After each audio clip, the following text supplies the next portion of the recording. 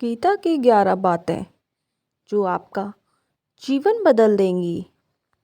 Number 1, क्रोध का त्याग कर दें। क्रोध से मनुष्य की मति मारी जाती है, यानी मूढ़ हो जाती है, जिससे स्मृति भ्रमित हो जाती है। स्मृति भ्रम हो जाने से मनुष्य की बुद्धि नष्ट हो जाती है और बुद्धि का नाश हो जाने पर मनुष्य खुद अपना ही नाश कर बैठता है। नंबर 2, मृत्यु से भी बढ़कर है मृत्यु का भय। ना कोई मरता है, ना ही कोई मारता है। सभी निमित्त मात्र हैं। सभी प्राणी जन्म से पहले बिना शरीर के थे। मरने के उपरांत वे बिना शरीर वाले हो जाएंगे। यह तो बीच में ही शरीर वाले देखे जाते हैं। फिर इनका शोक क्यों करते हो? कोई भी अमरबूटी खाकर पैदा नहीं हुआ है। कोई जल्दी मरेगा तो कोई देर से। मृत्यु का भय मत पालो। मरना तो सभी को एक ना एक दिन है। जो बना है वह फना है। नंबर 3, आत्मा अजर अमर है। आत्मा को ना तो शस्त्र काट सकते हैं, ना आग उसे जला सकती है, ना पानी उसे भिगो सकता है, ना हवा उसे सुखा सकती है। जो लोग यह मानते हैं कि मरता सिर्फ शरीर है, आत्मा नहीं, मेरे अपने जो मर गए, असल में वे मरे नहीं हैं। उन्हें तो देह छोड़ी है, वे कहीं और जन्म लेंगे। ऐसे लोग ही सच्चा मार्ग ढूंढ लेते हैं। नंबर 4, कोई हमारा अपना नहीं है। गीता में श्री कृष्ण जी ने अर्जुन से कहते हैं कि हे अर्जुन, तेरे और मेरे कितने ही जन्म हो चुके हैं।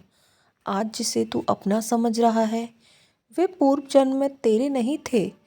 मेरे और तेरे बहुत से जन्म हो चुके हैं। मैं उन सभी जन्मों के बारे में जानता हूँ, लेकिन तू नहीं जानता। नंबर 5, कर्मवान बनो, आस्थावान नहीं। कर्म पर ही तुम्हारा अधिकार है, लेकिन कर्म के फलों में कभी नहीं। इसलिए कर्म को फल के लिए मत करो और ना ही काम करने में तुम्हारी आसक्ति हो।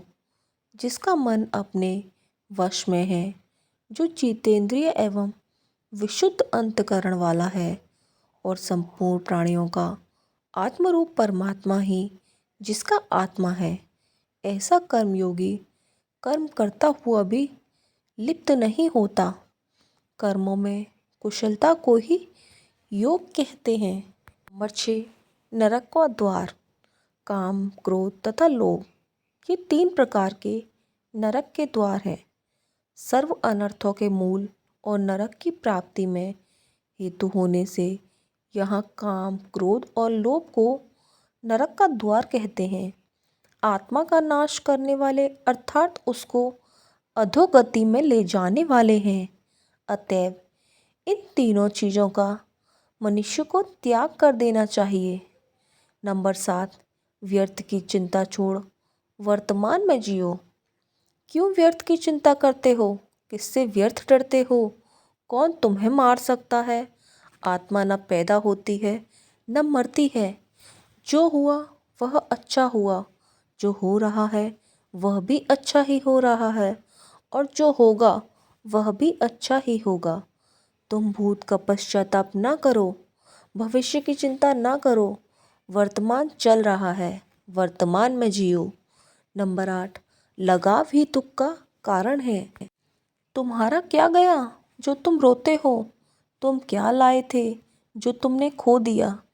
तुमने क्या पैदा किया था जो नाश हो गया? न तुम कुछ लेकर आए। जो लिया यहीं से लिया, जो दिया यहीं पर दिया, जो लिया इसी भगवान से लिया, जो दिया इसी को दिया। खाली हाथ आए और खाली हाथ चले गए। जो आज तुम्हारा है कल किसी और का था और परसों किसी और का होगा। तुम इसे अपना समझकर मग्न हो रहे हो। बस यही प्रसन्नता ही तुम्हारे दुखों का कारण है। नंबर 9, परिवर्तन को समझो और उसके साथ रहो। परिवर्तन संसार का नियम है। जिसे तुम मृत्यु समझते हो, असल में वही तो जीवन है।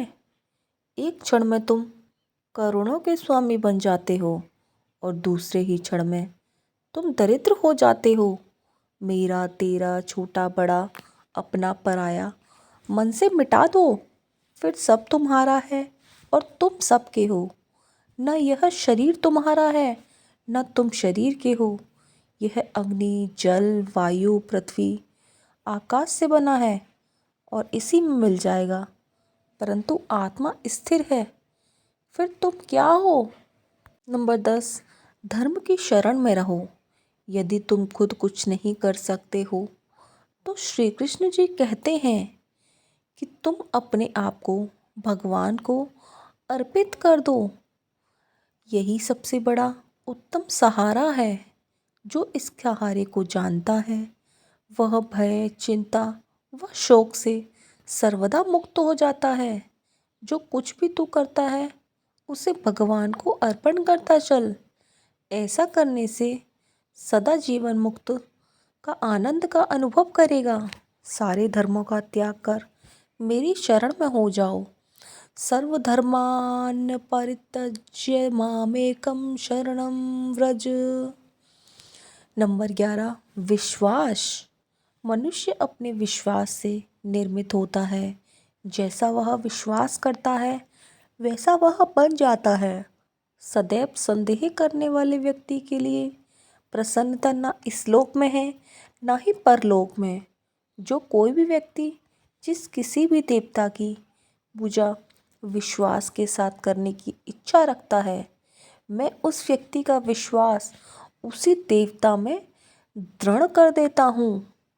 तो ये है दोस्तों गीता के 11 श्लोक।